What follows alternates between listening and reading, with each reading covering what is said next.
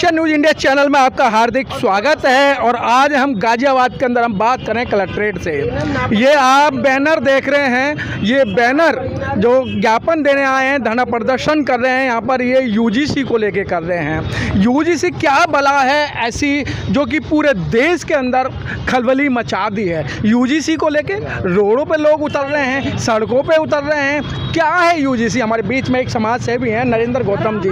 नरेंद्र गौतम जी, ये यूजीसी क्या बला है और इसको लेके सारे रोड पे उतर रहे हैं। और दूसरी बात, ये जिस समय यूजीसी को लेके आए, मात्र 1.5 दिन का, जिन्हें आप मनुवादी कहते हैं, ब्राह्मणवादी सोच के लोग कहते हैं, 1.5 दिन उन्होंने धरना प्रदर्शन करा।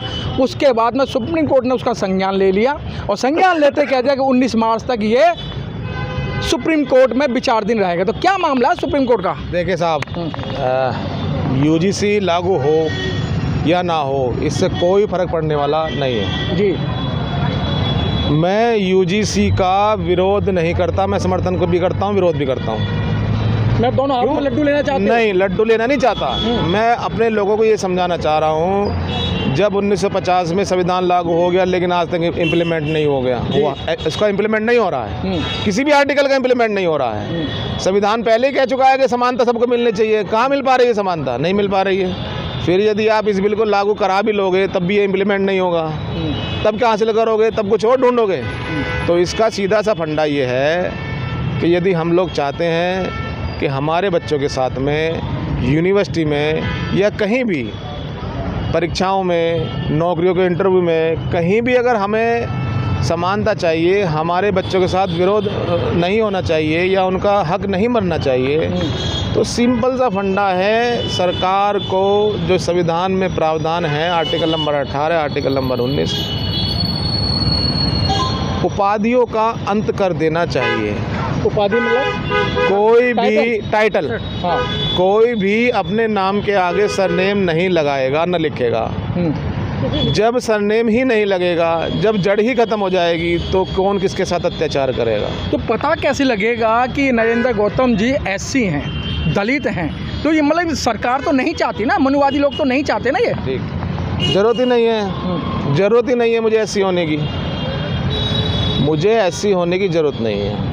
अगर मैं एक संविधानवादी हूँ तो हमारे संविधान का जो सबसे आरंभ होता है, पहला शब्द है हम भारत के लोग। और जिन्होंने संविधान लिखा, मेरे मसीहा, हमारे मसीहा परम पूज्य बाबा साहब, उन्होंने भी कहा कि मैं प्रथम और अंततः भारतीय हूँ। और उन्होंने संविधान का सबसे पहला शब्द लिखा हम भारत के लोग। कहीं लिखा हुआ नहीं है कि मैं यादव का लोग, कहीं लिखा हुआ नहीं है मैं जाटव का लोग, कहीं लिखा हुआ नहीं है ब्राह्मण का लोग, कहीं लिखा हुआ नहीं है मैं चमार का लोग। उसमें सबसे पहले क्या लिखा है? हम भारत के लोग। तो उसको हम कैसे इम्प्लीमेंट करेंगे? उसको इम्प्लीमेंट करेंगे जब हमारी जातियों का अंत होगा। जब तक जातियों का अंत नहीं होगा, हम भारतीय नहीं बन सकते। लेकिन नरेंद्र जी, संविधान को तो आप मान रहे हो ना, वर्तमान सरकार संविधान को कहाँ मान रही है? वर्तमान सरकार तो जैसे चल रही है अपने, वो एक डंडे से सरकार को चलाया जा रहा है। आप संविधान की दुहाइयाँ दे रहे हैं। कहाँ है संविधान? अगर संविधान होता तो रोहित वेमुला जैसे, पायल तड़वी जैसी अपनी सुसाइड नहीं करती, आत्महत्या नहीं करती। उनको मजबूर किया गया ना। देखिए, रोहित वेमुला को मजबूर किस लिए किया गया? क्योंकि रोहित के आगे लिखा हुआ था वेमुला। अगर रोहित के आगे वेमुला नहीं होता तो कैसे पहचान पाते कौन है? नहीं पहचान पाते, तो उनके साथ अत्याचार नहीं होता। अत्याचार आपका आपकी पहचान से है। जब मेरी पहचान हो जाएगी कि मैं भारतीय हूँ, तो भारत का लोग भारत के लोग पे कैसे अत्याचार करेगा? सर, भारतीय से पहचान नहीं है, हिंदुस्तानी से पहचान है। क्यों? बाबा साहब ने तो भारत ही लिखा था ना, लेकिन आप उसको बार बार हिंदुस्तान, आप जैसे लोग बार बार हिंदुस्तान का एक नारा देते हैं। पूरे विश्व में हिंदुस्तान नाम का कोई भी आधिकारिक देश नहीं है, और जो लोग इसको हिंदुस्तान कहते हैं वो देशद्रोही है। जो लोग हिंदुस्तान कहते हैं वो सबसे बड़े देशद्रोही हैं। शहीद भगत सिंह जी ने हिंदुस्तान बनाने के लिए फांसी नहीं चढ़ी थी। सरदार वल्लभ भाई पटेल जी ने हिंदुस्तान बनाने के लिए मेहनत नहीं करी थी। कितने क्रांतिकारी हुए, उन्होंने फांसी चढ़ी है, वो हिंदुस्तान बनाने के लिए नहीं करी थी। उन्होंने भारत को एक भारत देश बनाने के लिए लड़ाई लड़ी थी। और हमारे संविधान, हमारे देश को देश ही जब माना गया, जब हमारे पास संविधान आ गया।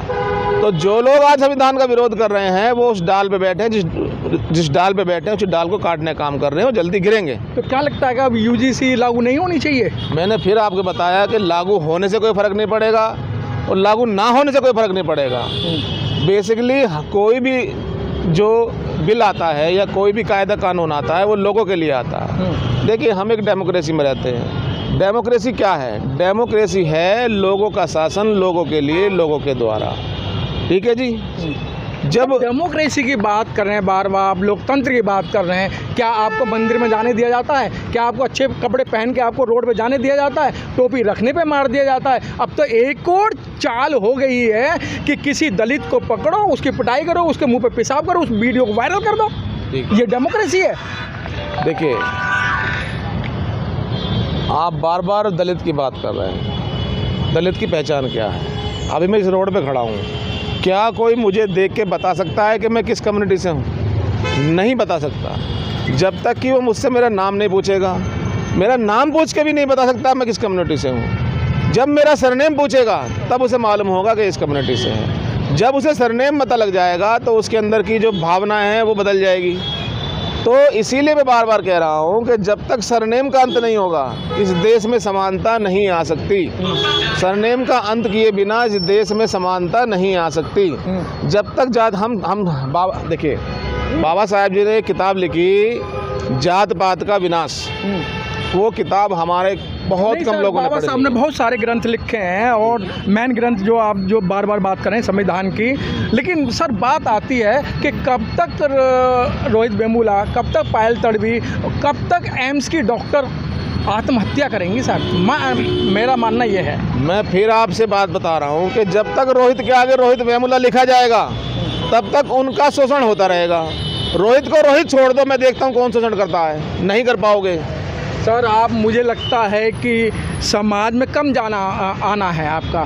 अगर यही काम ख़त्म कर दिया जाएगा तो ये मात्र 3.5% के जो लोग हैं वो आप पर राज नहीं करेंगे सर।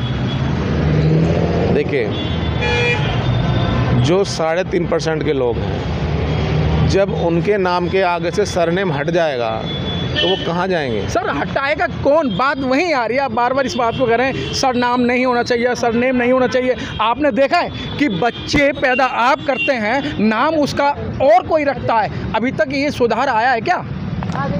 बहुत सुधार आया है। मैं अपनी बात करूं तो अगर आप मेरी पर्सनल बात करेंगे तो मैं तो किसी बात नहीं कर रहा। सामाजिक बात है। बहुत सुधार आया है। देखिए, बहुत धीरे धीरे सुधार आ रहा है, लेकिन सुधार आ रहा है। ये जो सरनेम हटाने का काम है ये भारत के सरकार के द्वारा ही होगा।